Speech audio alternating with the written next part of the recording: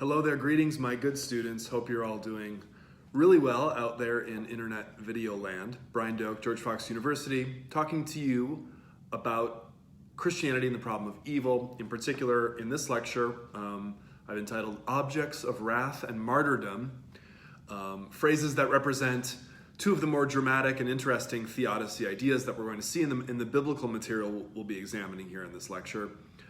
Namely the idea in the book of Romans that some people are just created for misery and destruction, and also the idea that we find in the book of Revelation, but also elsewhere, that martyrdom and the suffering that comes from suffering for one's faith has a special place within God's economy of suffering and reward and so on. So we're going to take a look at that. In some ways, these remarks here follow up on the previous lecture, which was all about the theodicy implications of Jesus, not just things that Jesus said and did, but also Jesus's death and resurrection and what implications that might have.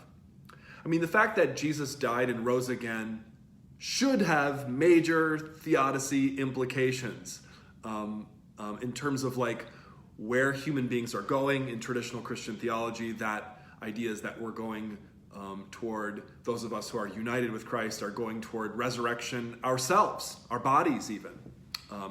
The Christian idea of a bodily resurrection has important implications for a theodicy, precisely because it is our material world itself that seems to be so screwed up. Maybe you could say our material world seems to be more of a problem than our ideas, if you want to just separate ideas from material for a moment in a Platonic flourish here, because we all kind of agree that we want to be happy and we want what we want and so on. I mean, that's no problem, but it's like the materiality of getting it in the face of just death and the way things break down is what seems to be the problem. I can buy a new car and be very happy with that car, but like, why doesn't the car just last forever? Why doesn't it just keep running and never break down? But it breaks down, and so it's like there's this material principle that things break down. And so the idea that Jesus is resurrected in his body, in his flesh, in his very stuff, is really important. And the Christian affirmation that our bodies will be resurrected is super important for this reason as well, because it affirms that not just in some abstract realm of ideas, all will be well and all manner of things shall be well, to take up the phrase from Julian of Norwich, but rather that it is really our material universe that will be made well, and that Jesus becomes kind of like a first moment, a kind of like he's like the pilot program, the first astronaut to go here to this wild place of resurrection and to show us the way. So that very fact in and of itself should have amazing implications for theodicy, for Christians, and indeed it does.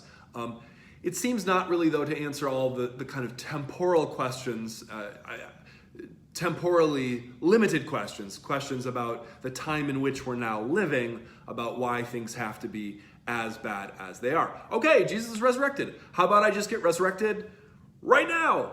Okay, but I haven't died yet. Okay, how about I never die? Like, let's just do this thing, like let's just go straight to it. Why this interim, this period of waiting, this grinding? It's not totally clear right away, which is why Christians then come in with theology, with thinking, with ideas, with philosophy to try to explain that, okay? Hence the entire theodicy problem. Why this interim, this moment of waiting. So we're going to continue to unpack these implications of Jesus and what Jesus did and who Jesus was for theodicy. I mean, continuing on some themes from last time, we could turn to a book, for example, like the book of Hebrews. I have the Bible here. I'm using the NRSV translation. I have been using the NRSV in all these lectures. I've never mentioned that in the videos. I don't know why, but I'm mentioning it now. Hebrews chapter 9 is a great chapter for just like getting a lot of this kind of language that Christians are very familiar with about Jesus coming and dying, and somehow that death means something for us. So Hebrews 9:11. But when Christ came as a high priest, using this imagery of the Jewish high priest, so Jesus is a kind of a new high priest, a new and better high priest in this model, high priest of the good things that have come, then through the greater and perfect tent, not made with hands, that is not of this creation, making an analogy between the tabernacle or the tent of meeting in the book of Exodus and then some new spiritual reality using allegory. He, that is Jesus, entered for all into the holy place, the kind of special place where the priest goes in the sacrificial temple or tabernacle in the Jewish system, not with the blood of goats and calves, which would normally be the case in the Jewish system, but with his own blood, thus obtaining eternal redemption. For if the blood of goats and bulls with the sprinkling of the ashes of a heifer sanctifies those who have been defiled so that their flesh is purified, how much more will the blood of Christ, who through the eternal Spirit offered himself without blemish to God, purify our conscience from dead works to worship the living God? For this reason, he is the mediator of a new covenant, so that those who are called may receive the promised eternal inheritance, because a death has occurred that redeems them from the transgressions under the first covenant. Okay, so we have a lot of this classic Christian language here of a death, especially a death of a pure, innocent victim.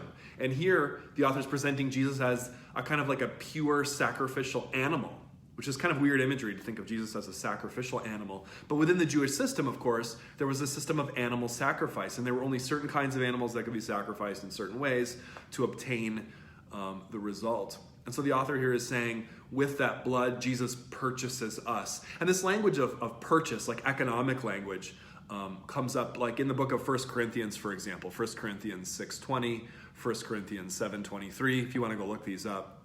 You also see some of this language in the book of Romans. We'll come back to Romans in a minute, Romans 5:9. This idea that we're purchased or bought by blood, and not just any blood, but rather the blood of an innocent victim. Back to that theme that we'd explored in a previous lecture about, from Isaiah, the idea of a servant who has done nothing wrong, yet he's beaten and marred and disfigured, and yet by his stripes we are healed. This idea like by the woundings and the whip marks of an innocent victim, other people can get healed. So this is a very distinctive and very powerful Christian idea. Maybe you listen to this and you're not a Christian or you're not a person of faith and you're like, wait, so why would the suffering of an innocent person redeem someone else? Isn't that just bad, innocent suffering? I woke up this morning to the newspaper. I get a newspaper delivered to my house 6 days a week. It's truly an adult pleasure. I recommend it highly. And there was a story there about a man who had been released from prison after being wrongly imprisoned for 29 years. And they showed the look on his face in court as the judge was pronouncing that he was being released. Man, it was powerful. Like, you just well up with tears watching someone. I mean, just who had been beaten down with a false imprisonment for murder, a murder that they didn't commit, and that the witness recanted and was forced to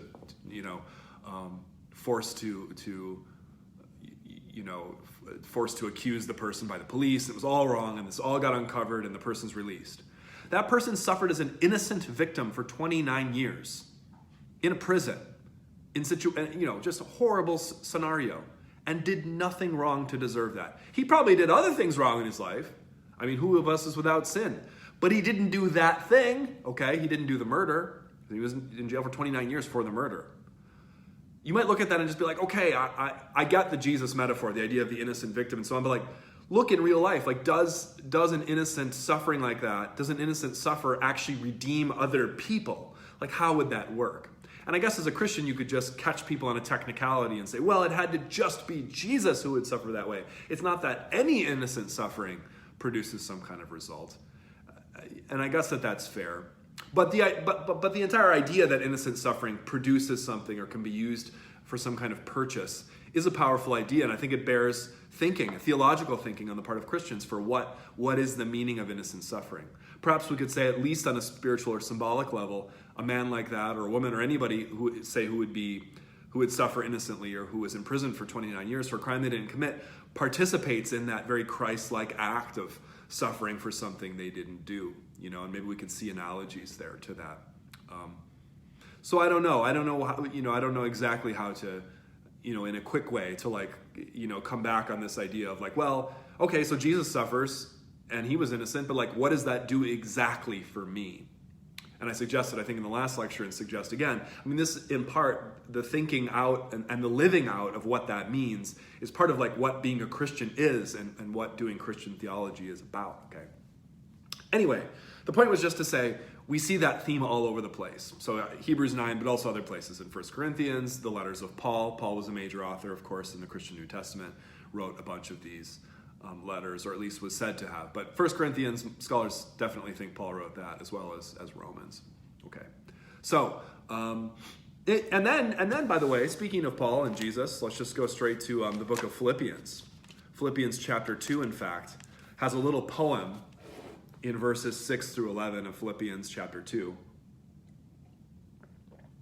And this poem, I like this poem. It's just a beautiful, powerful way of thinking about Jesus. But I think it takes us a little bit into the heart of the theodicy problem insofar as Jesus is involved, in that it mentions the idea of suffering, but then mentions what comes as the result of the suffering for Jesus. Some scholars, by the way, think that this little poem in Philippians 2 might have been an early Christian song, like a hymn, or even a baptismal formula. Like if you get baptized, who is ever baptizing you says this thing, and then you are becoming like Jesus in your baptismal moment, going under the water and then coming up. So the poem reads like this, Philippians chapter 2. Let the same mind be in you that was in Christ Jesus, who, though he was in the form of God, did not regard equality with God as something to be exploited, but emptied himself, taking the form of a slave, being born in human likeness, and being found in human form, he humbled himself and became obedient to the point of death, even death on a cross. Therefore God also highly exalted him and gave him the name that is above every name, so that at the name of Jesus every knee should bend, in heaven and on earth and under the earth, and every tongue should confess that Jesus Christ is Lord, to the glory of God the Father. So we have here a kind of a movement in the poem, a theodicy movement.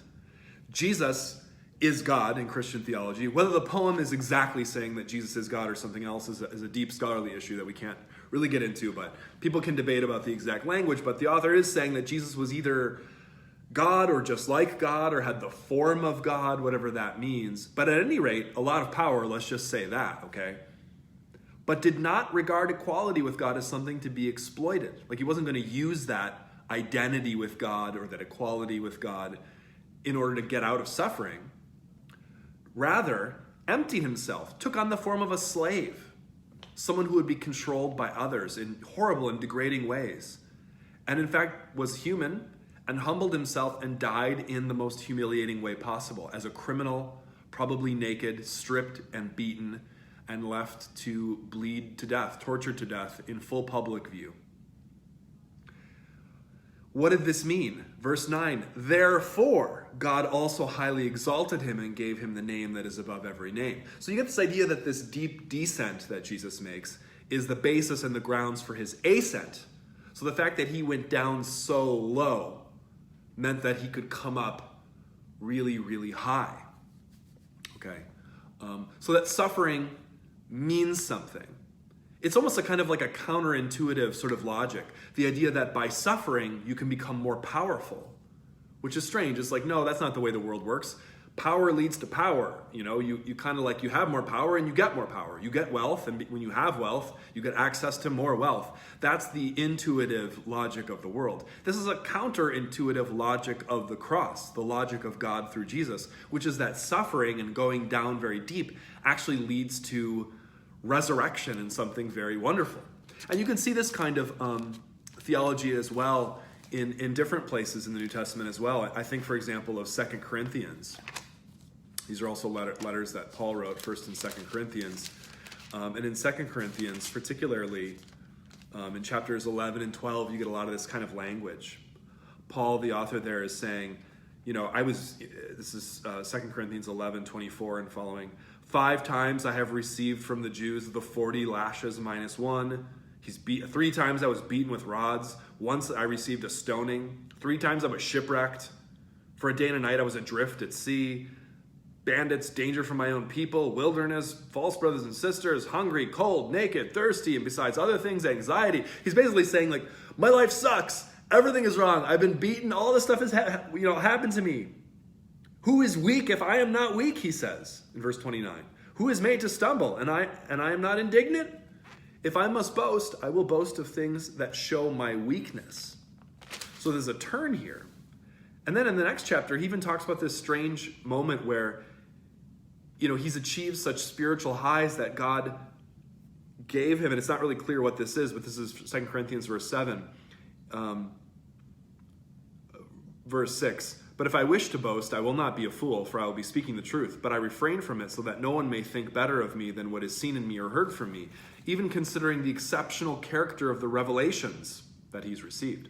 Therefore, to keep me from being too elated, getting too big of a head, a thorn was given me in the flesh, a messenger of Satan to torment me, to keep me from being too elated.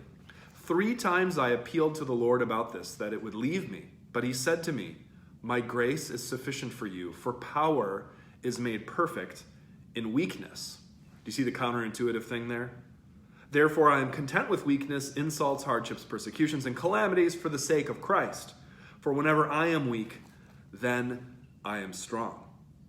We don't know what this thorn in the flesh is, or this, this painful moment. Was it something psychological?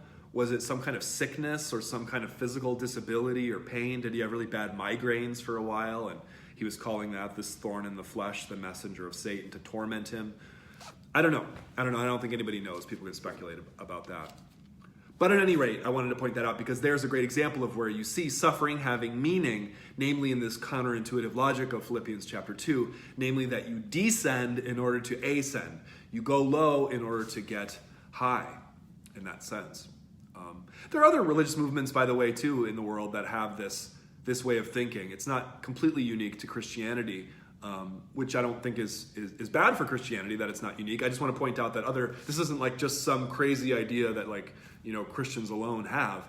I think, for example, in the religious movement of the Taoist religion, or sometimes spelled with a D or a T, Taoist or Taoist religion, in the sayings there in the base collection of Taoist sayings, there are a lot of sayings like this. Like one of the sayings, just off the top of my head, is something like "get low like water, settle down." This idea like that you go down low and you go into the low places of the earth, and that's the place where you have power and influence. And you could probably think about this in a business setting, like how do you become a leader? You become less, and you kind of become a servant to everybody, and then they can rely on you. So you can think of various applications of this that are very practical. That doesn't just have to be the kind of mystical, spiritual reality of the cross. Anyway, I just wanted to point out that that's something that you see as well. Okay, so we've got this kind of stuff going on. What else?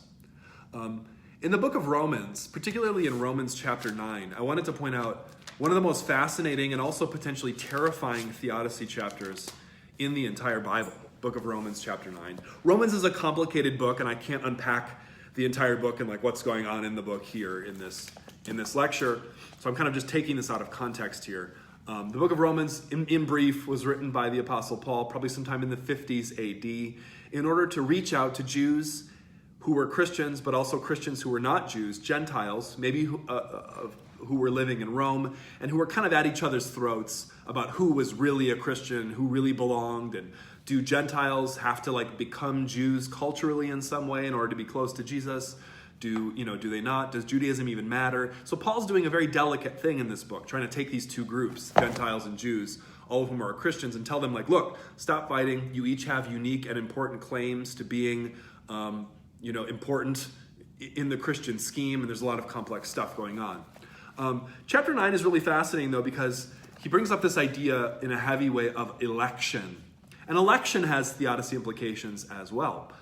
Predestination, we might say, in at least some theological language. The idea that God chooses ahead of time who's going to suffer and who's not, and everything that's going to happen. In fact, election can be a way not of just saying ooh, people are doomed to hell, but a way of giving assurance to those who are with Christ, to Christians, to say, look, don't worry about your salvation. God has chosen you. So it's a kind of rhetoric, you might say, of assurance for the Christian. But at any rate, it seems to have implications. If God has chosen some people, did he unchoose other people? And then if so, that's a tough theodicy lesson, right? So I read here from Romans chapter 9, and he's talking about, who are Abraham's children, who are the true descendants. Romans 9:11, even before they had been born, these children of Rebekah, Jacob and Esau back in the book of Genesis, even before they had been born or had done anything good or bad. so that God's purpose of election might continue, not by works, but by his call, she was told, the elder shall serve the younger. You got to go back and read Genesis chapter 25 to get this story, okay?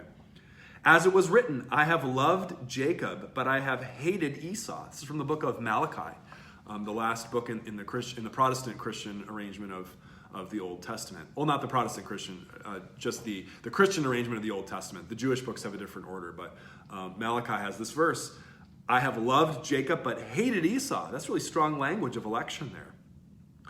What then are we to say? Is there injustice on God's part? Oh, this is great. He's like asking our very questions that we'd be asking. Here's his response. By no means. For he says to Moses, God says, I will have mercy on whom I have mercy, and I will have compassion on whom I have compassion. So it depends not on human will or exertion, but on God who shows mercy. For the scripture says to Pharaoh, this is in the book of Exodus, I have raised you up for the very purpose of showing my power in you, so that my name may be proclaimed in all the earth. So then he has mercy on whomever he chooses, and he hardens the heart of whomever he chooses. The story of Pharaoh hardening the heart is a chilling theodicy story as well, because Pharaoh might want to do the right thing. He might want to get good results in the world. He's living the act-consequence thing. He's like, okay, I'm going to do the right thing, get the good consequence. But God prevents him from doing the right thing, and he gets punished for that. Okay, what is Paul saying here? I mean, all of this seems quite unfair. I mean, what kind of universe is God running here? Oh, he anticipates our question again. Verse 19, you will say to me then, why then does he still find fault? For who can resist his will? So it's like, yeah, like how could God find fault with anyone who does a wrong thing if God's will is perfect and eternal and is we are preordained to be and do who we are and what we do? Who can resist? Here's the response, verse 20. But who indeed are you, a human being, to argue with God? What will what is molded say to the one who molds it? Why have you made me like this? Has the potter no right over the clay to make out of the same lump one object for special use and another for ordinary use? An image harking back to the book of Jeremiah where this image of the potter was used. What if God, desiring to show his wrath and to make known his power, has endured with much patience the objects of wrath that are made for destruction? And what if he has done so in order to make known the riches of his glory for the objects of mercy, which he has prepared beforehand for glory, including us whom he has called, not from the Jews only, but also from the Gentiles? He doesn't say that that's what God has done. I guess he says, he phrases it rhetorically. He says, what if that's what God has done? So I guess it leaves a little bit of wiggle room for the reader to ask, is he just proposing this maybe as an idea, or is he saying this is definitely what God has done? So the language here phrases it as what if. He's saying, what if it's the case, like the Stoics had said, like Seneca said, and others, Epictetus, and you can find some of this kind of stuff in Plotinus. You can find some of this kind of stuff in Augustine as well. What if it's the case that in order to show really how good things can be, how good the good people are, God made some people also really bad. God made like a big, crazy painting with all kinds of really ugly, bizarre kind of colors and just garbled stuff, and then some really beautiful kinds of things in order so that you could see the contrast.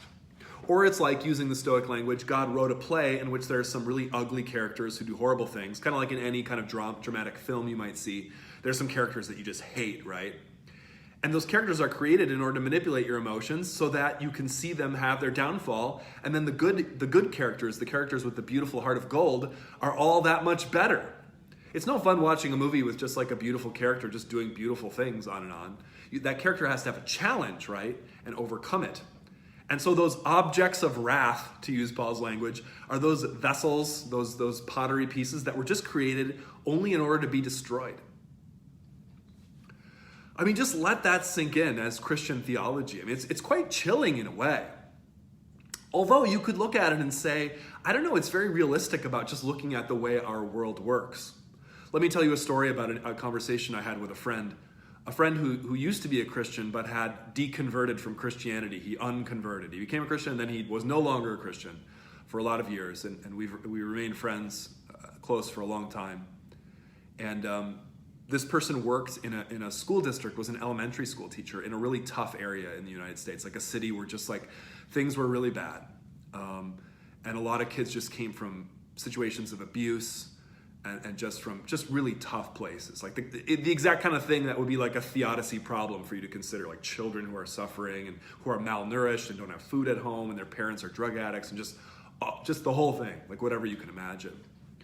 And we were talking late one night and he said to me, we were talking about this scenario and he said, yeah, there's so much about Christianity that doesn't make sense to me anymore, so much I don't believe in. But you know what's crazy? Like working my job, seeing these kids, that verse in the book of Romans about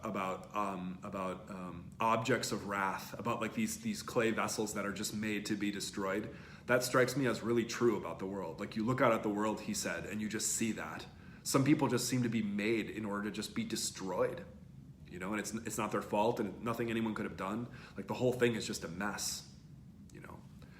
So that was very chilling, to hear that from someone who's not even a Christian, but who knew of that verse and who thought, yeah, that really does seem to be the way the world works.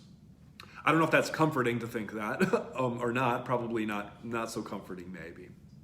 Anyway, you can read Romans chapter 9 for yourself, of course, and see what you think Paul is saying here and what theodicy implications it might have. Is he just suggesting we could think of the world this way? Is he saying this is definitely the way the world is? How does that, one of the key theodicies we've been exploring explicitly, if not implicitly, throughout all these lectures, is this idea of that the theodicy problem can be worked out because of a doctrine of free will, because of choice, right? There has to be evil in the world because we choose to do evil. There's no such thing as just evil like a cloud out there, like Augustine would say. Evil isn't even a thing. We do bad things ourselves because we're sinful, but we have a choice to do that. And that's what makes the theodicy problem work. Why do innocent people suffer? Well, it's because of human free will. Or in the language of John Hick in his famous theodicy formulation about the veil of soul-making theodicy, explored very briefly in an earlier lecture, free will is like an experiment that God had to undertake. It's ugly, it's weird, it produces bizarre results, but it's worth it in the end to produce people who are actually living, thinking human beings, living in a real world, not just like a fake fairy tale world. But if you take away the element of free will from people, which an image like these vessels mated for destruction, these objects of wrath, seems to remove free will from the equation, or like the citation of Pharaoh and the hardening of the heart, now you've just lost that theodicy solution or that angle. So people either have free will or they don't. Like maybe someone could come up with a very deep philosophical system where there's like limited free will or free will in some things but not others. So we've run up into a very difficult problem here. Do people have free will or don't they? Either way you answer has serious implications for our question here that we've been examining. Okay, one more model here briefly before we end, namely the idea of martyrdom. The book of Revelation, and I won't read all this out loud, but this is a callback to a theme we'd already begun to explore in the last lecture. The idea that martyrdom, becoming a martyr, is a theodicy angle, a theodicy rubric, a way of engaging with it. The idea that we might suffer on earth for our faith or for all kinds of reasons innocently now in order to receive some kind of greater reward later, namely in the afterlife. So this is a very afterlife-oriented theodicy. In particular, Revelation chapter 2 has some stuff like this in the letters that are written to the churches. Revelation 2:13, I know where you are living, this author says. It's the voice of God speaking to a church. I know where you are living, where Satan's throne is. Yet you are holding fast to my name, and you did not deny your faith in me, even in the days of Antipas, my witness, my faithful one, who was killed among you, where Satan lives. That's kind of spooky, right? Like there's a place where Satan lives on earth, and someone was killed, but still they did not give up their faith. So the implication here isn't that, they did something wrong and that they suffered because of that. The implication is they did something right, and they suffered because of that, and that later there will be a reward. Revelation 6 also has a stunning image. 6:9, when he opened the fifth seal, these great seals of destruction are being opened on earth. I saw under the altar the souls of those who had been slaughtered for the word of God and for the testimony they had given.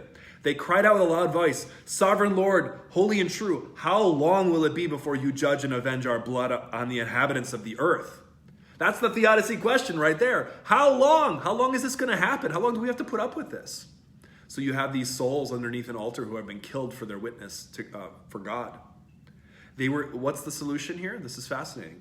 They were each given a white robe and told to rest a little longer until the number would be complete, both of their fellow servants and of the brothers and sisters who who were soon to be killed as they themselves had been killed.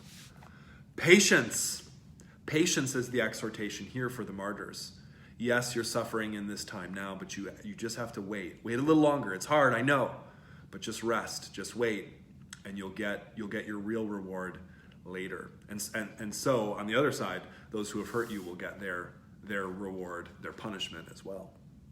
So a theodicy of martyrdom here again in the book of Revelation. All right, some more models, some more things to consider from the Bible. Take care. See ya. Bye.